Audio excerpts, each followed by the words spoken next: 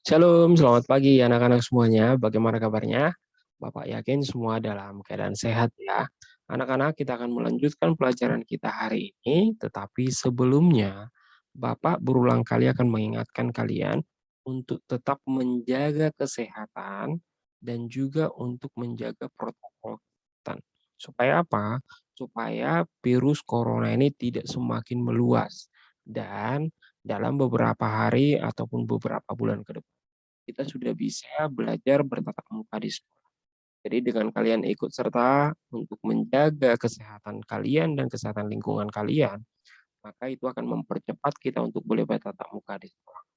Anak-anak siap semuanya? Mari kita berdoa. Bapa dalam surga, kami berterima kasih dan bersyukur atas kebaikan Tuhan dalam hidup kami. Tuhan Yesus, kami mengetahui Engkau sangat mengasihi kami. Engkau tidak memandang siapa kami, siapa orang tua kami tinggal di mana, ataupun anak yang seperti apa. Karena kami tahu Tuhan mengasihi semuanya kami tanpa melihat apa yang kami miliki. Terima kasih Bapa dalam surga. Kami mau belajar ya Tuhan untuk dipergunakan dan dipakai oleh Tuhan. Sebagaimana Amos, orang yang biasa, yang Tuhan pakai luar biasa. Biarlah kami ya Tuhan menjadi anak-anak yang luar biasa. Seperti Amos. Terima kasih Bapa dalam surga. Kami siap untuk belajar dalam nama Tuhan Yesus kami berdoa. Amin.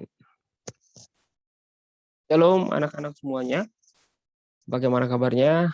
Bapak sudah sampaikan tadi mudah-mudahan kita semua dalam keadaan sehat. Dan hari ini kita akan melanjutkan pelajaran kita. Ya, Bapak sudah memberikan penugasan kalian pada minggu yang lalu dan ya berulang seperti itu lagi. Masih ada yang belum mengerjakan tugasnya dan Bapak harap untuk kalian boleh merespon dengan baik untuk mengerjakan tugas. Oke anak-anak, perhatikan pelajaran kita hari ini ialah berbicara tentang kitab Mika. Ya. Kitab Mika, kalau pelajaran sebelumnya kita berbicara tentang Amos, ya. Tapi sekarang kita belajar tentang kitab Mika. Mika, ya, adalah singkatan dari Mikaya, yang berarti siapakah Yahweh? Berasal dari kata Moreset, berasal dari Moreset, sebuah desa kecil di kaki perbukitan Yehuda, dan Mika adalah nabi yang dekat dengan rakyat yang menderita. Anak-anak semuanya, hari ini kita akan mendalami bagian Alkitab dari kitab Mika untuk melihat seperti apa sih yang terjadi di bangsa Israel pada saat itu, sehingga Nabi Mika harus bersuara lantang memperingatkan mereka. Mika menentang ketidakadilan yang terjadi, korupsi, penindasan yang terjadi di Yehuda dan Yerusalem. Para pemimpin memperkaya diri sendiri, sedangkan rakyat biasa dan orang miskin menjadi korban dari keserakahan mereka. Nabi Mika menentang ketidakadilan di tengah-tengah para pemimpin bangsa-bangsa Israel yang mereka itu mengambil uang seenak mereka saja, atau dalam bahasa yang sekarang dapat dimengerti, korupsi. Para pemimpin-pemimpin kerajaan pada saat itu mengkorupsi uang, hidup sesuka hati mereka, hidup mewah, sementara orang-orang miskin akan semakin miskin dan menderita. Dan inilah yang dikeluhkan oleh Mika. Mika mengeluh kepada mereka yang berkuasa karena mengabaikan orang miskin dan tersisi.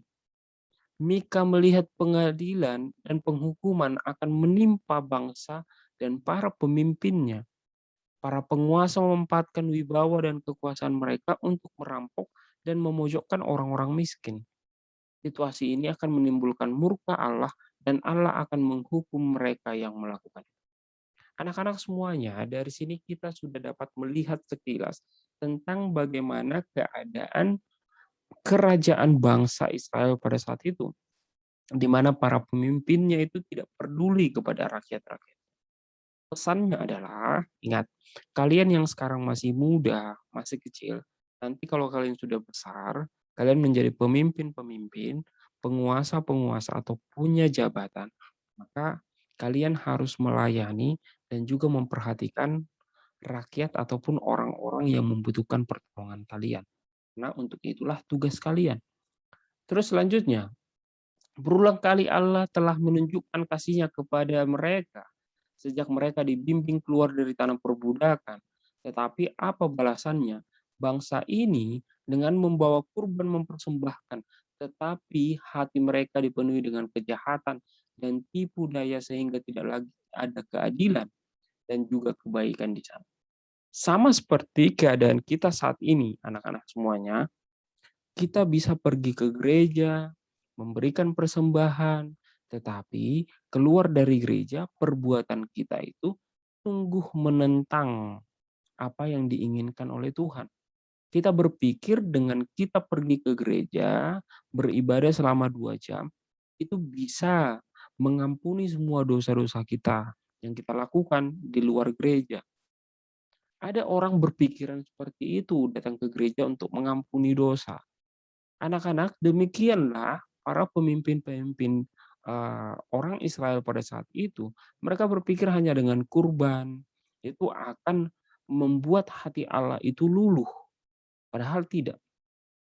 Oleh sebab itu, Mika mengingatkan bangsa Israel bahwa penghakiman akan tiba, karena bangsa itu adalah bangsa yang berdosa, dan pengampunan Allah tidak akan ada bagi mereka kalau mereka tidak bertobat. Oleh sebab itu Mika mengingatkan berulang kali bangsa Israel bahwa penghakiman akan tiba dan mereka harus bertobat. Allah menghukum orang-orang yang berdosa, tetapi mengasihi mereka yang percaya kepada Allah dan mau bertobat atas kesalahan-kesalahan mereka. Anak-anak sekalian, ya, dari kejadian bangsa Israel kita dapat melihat nanti seperti apa kasih Allah yang sangat besar bagi manusia. Pada pasal yang ketujuh, merupakan sebuah nyanyian sekaligus doa. Di dalamnya tercantum harapan kepada Allah yang mau menerima kembali orang-orang yang bertobat kepadanya. Pada pasal ini khususnya, ayat 7-10, Mika memperlihatkan imannya kepada Allah yang sungguh besar, baik secara pribadi maupun mengatasnamakan bangsa Israel, misalnya dalam beberapa hal berikut. Mika berbelas kasihan kepada bangsa itu sehingga dia mengangkat sebuah nyanyian, sebuah pujian kepada Allah untuk memohon belas kasihan Allah. Mika menunggu Allah karena Allah mendengar dan menyelamatkan ketika dia meminta pertolongan. Allah akan membawa umatnya melewati masa-masa yang berat. Israel harus bersabar dalam penghukuman karena Allah membawa mereka melewati masa-masa yang gelap. Kemudian yang keempat, musuh-musuh mereka akan dihukum. Dan anak-anak sekalian, pada pasal yang ketujuh ini berisi tentang di mana Mika mengingatkan bahwa manusia yang lemah dan berdosa dan penuh dengan keterbatasan. Kita seringkali lupa akan kasihnya dan apa yang harus kita lakukan sebagai umat yang dikasihinya. Kita sering sekali jatuh ke dalam dosa. Dan oleh karena itu anak-anak, kita akan mendalami tentang kitab Mika ini. Ya.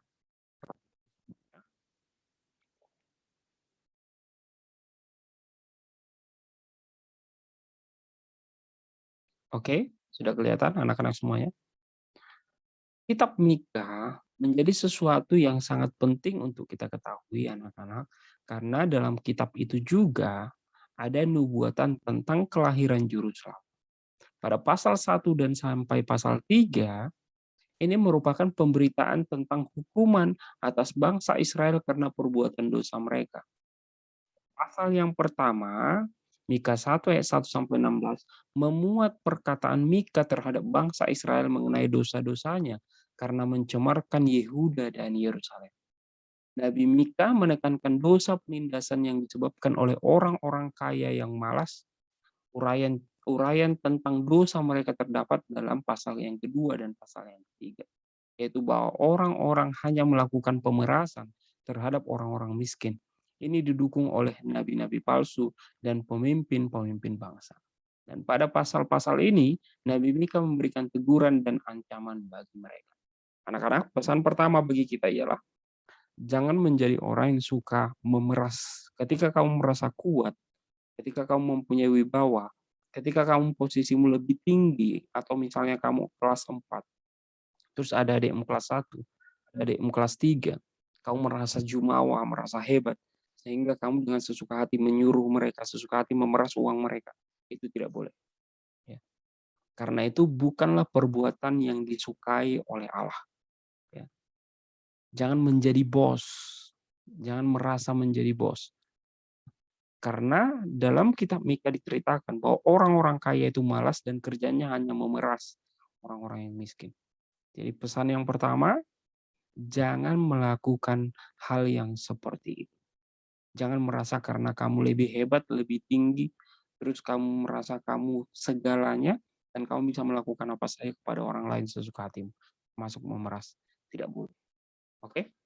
Terus yang kedua, anak-anak, pada pasal yang keempat sampai pasal yang kelima, ya ini dari Mika pasal 1 sampai 5 dan juga sampai 15 ya, 5 sampai 15, ini pemberitaan tentang keselamatan di masa depan.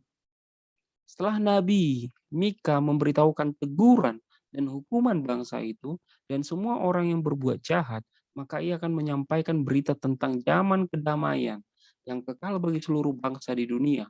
Dalam nubuat Nabi Mika yang sangat penting adalah tentang tempat kelahiran Sang Mesias, yakni Tuhan kita Yesus Kristus.